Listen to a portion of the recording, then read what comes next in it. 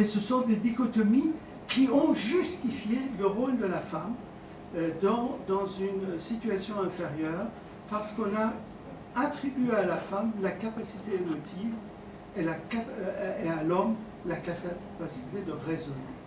Donc on ne pouvait pas confier le pouvoir et les décisions à ceux qui sont impulsifs et émotifs.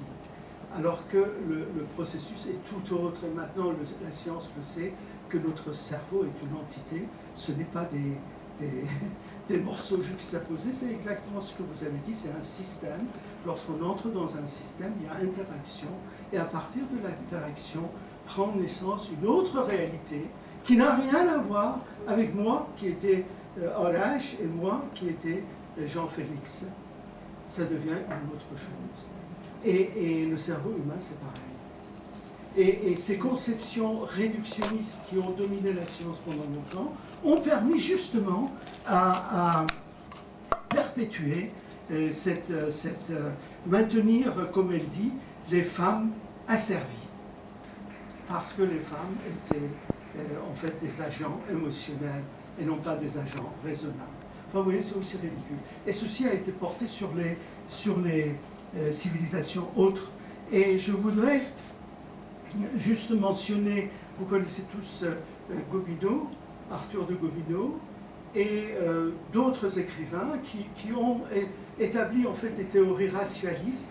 Et si vous voulez, ces perceptions ont donné, pas raison, parce qu'ils n'avaient pas raison, mais ont contribué à consolider ces idées qu'effectivement, il y a des peuples impulsifs et émotionnels qui sont en arrière et des peuples raisonnables et établis, soit on a vu au début, dans la première moitié du XXe siècle, c'est-à-dire finalement des théories racistes qui ont apporté des catastrophes.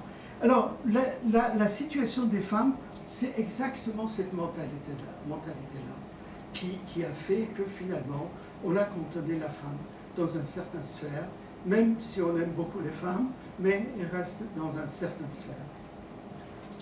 Alors que la nature humaine est une nature universelle, et ça, je pense, c'est un principe qu'il faut absolument, non pas seulement établir, enfin, il est établi, il existe, mais qu'il faut faire, comment dire, ancrer dans la tête de nous tous. Ça prendra certainement des siècles. Et moi, je ne pense pas qu'en 15 jours, ou 15 ans, ou 150 ans, les choses changent. Ça prendra certainement des siècles. C'est un principe qui donne naissance à une autre civilisation, à une autre manière d'être et de faire. Donc, cette nature universelle de l'être humain s'oppose effectivement aux visions d'une nature hiérarchisante des hommes et des sociétés humaines. Cette vision qui a dominé pendant très longtemps, qui a justifié le rôle civilisateur de certains, même au nom de grands crimes, etc., et d'autres choses. Maintenant, évidemment, ce n'est pas l'apanage d'une partie de l'humanité, c'est l'apanage de toute l'humanité. C'est au nom de ces catégorisations qu'on établit effectivement ces différences et qu'on légitime beaucoup de choses. Alors que la nature humaine, l'essence de la nature humaine est certainement tout autre. Là, je pense qu'il faudrait qu'on ait vraiment un sujet sur cet aspect-là, parce que c'est très très long. La nature humaine n'est pas cantonnée ni dans ses neurones, ni dans sa neurobiologie, comme on a tendance à le dire aujourd'hui. C'est extrêmement réductionniste. Je vous donne juste un exemple. Prenez une radio qui parle. Celui qui parle n'est pas dans la radio. Vous voyez, vous avez beau décortiquer la radio, vous ne trouverez pas celui qui parle. Vous trouverez les mécanismes qui font que vous entendez la voix.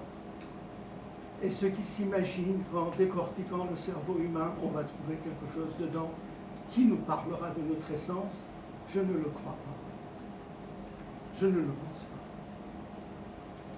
Et je crois que ça, c'est un élément fondamental. C'est sur tout ce que on considère comme théorie matérialiste et non matérialiste, évidemment.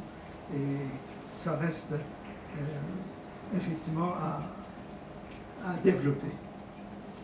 Alors là, je voudrais parler de pensée systémique, effectivement, en sachant que lorsque nous parlons des femmes, ce n'est pas différent des autres problèmes. Lorsque nous parlons des problèmes écologiques, lorsque nous parlons des problèmes géopolitiques, pourquoi nous n'arrivons pas à résoudre ces problèmes? Tout ce qui fait que notre mentalité aboutit à ce genre de problème, ces mécanismes-là président aussi à aboutir à quoi? À cette différenciation entre l'homme et la femme. Oui. Alors ici, je voudrais, puisqu'on a évoqué l'histoire, évoquer la figure de Tahereh. Tahereh Boratolhain, qui a vécu dans la première moitié du XIXe siècle et qui a été, en Iran du moins, la première à demander l'égalité de l'homme et de la femme. Alors c'est cette femme qui est morte, exécutée, enfin étouffée. On a étouffé sa voix parce que c'était une femme qui lisait, une femme qui était érudite, une poétesse, une femme qui a enseigné, une femme qui a répudié son mari.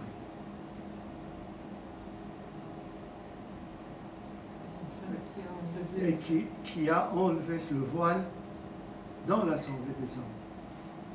Alors cette femme a fini par être étouffée et symboliquement on l'a étouffée parce qu'on a étouffé sa voix. Il n'y avait pas de voix pour les femmes.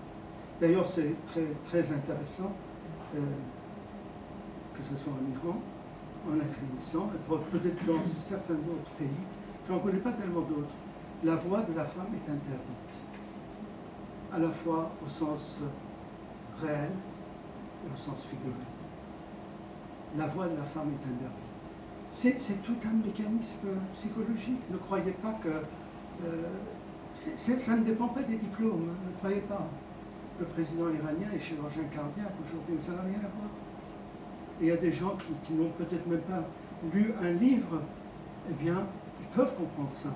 Et d'autres qui ont fait des universités entières qui ne peuvent pas comprendre. Ce sont des stéréotypes qui dominent la mentalité. Et ça dépend de l'éducation qu'on a reçue. Comment on a été élevé? Et ça dans les 3-4 premières années de la vie. Non pas à 15 ans. À 15 ans, les jeux sont faits. À 15 ans, ils sont prêts à se faire tuer, à tuer au nom de ce qu'ils croient. C'est à 2 ans, à 3 ans que ces choses se passent. Effectivement. Alors, qu'a dit Tahereh au moment où on allait l'exécuter? Elle dit, vous pouvez me tuer quand vous voulez, mais vous ne pouvez empêcher l'émancipation des femmes. C'était incroyable dans l'Iran obscurantisme du XIXe siècle. Je pense qu'il faut se pencher sur l'Iran du XIXe siècle. J'ai une très basse opinion de l'Iran du XIXe siècle. C'est un pays dans l'extrême décadence. Pas décadence matérielle, décadence morale. Décadence morale aussi. Je crois à l'Iran, à la grandeur de l'Iran.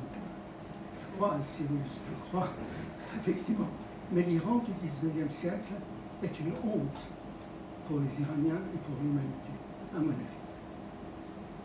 C'était incroyable. Enfin, il faut entrer. Vous savez, je veux citer une phrase qui est de Baha'u'llah. Il dit, je vois la justice dans les griffes de la tyrannie. Est-ce que vous avez vu l'image de ces jeunes qu'ils ont pendus après Femme, Vie, Liberté? Parmi ces jeunes, il y avait un sportif qui était un ouvrier. Et lorsqu'il a entendu la sentence du tribunal, est-ce que vous avez vu son visage?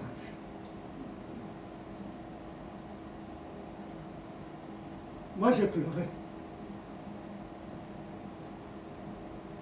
Parce qu'il voyait la justice dans les griffes de la tyrannie.